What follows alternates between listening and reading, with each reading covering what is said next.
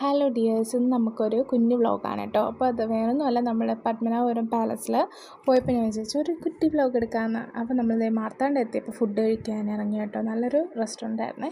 അപ്പോൾ ഫുഡൊക്കെ കഴിച്ചിട്ട് നേരെ പാലസിലേക്ക് പോയി.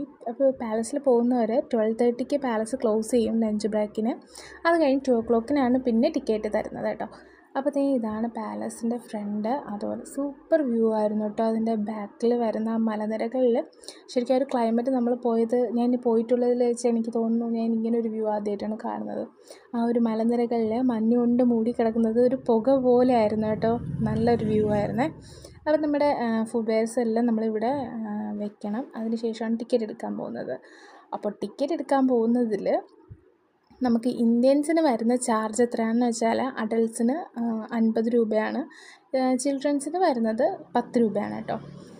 അപ്പോൾ ഇതെല്ലാം ഈ കൊട്ടാരത്തിൻ്റെ ഫ്രണ്ടിൽ ഇപ്പോഴും അവർ അതിമനോഹരമായിട്ട്, അതായത് അത്രയും വൃത്തിയോടുകൂടി സൂക്ഷിക്കുന്നത് കൊണ്ടാണ് കേട്ടോ ശരിക്കും ഇത്രയും ക്ലീൻ ആൻഡ് ഗ്രീനറി ആയിട്ട് നിൽക്കുന്നത്.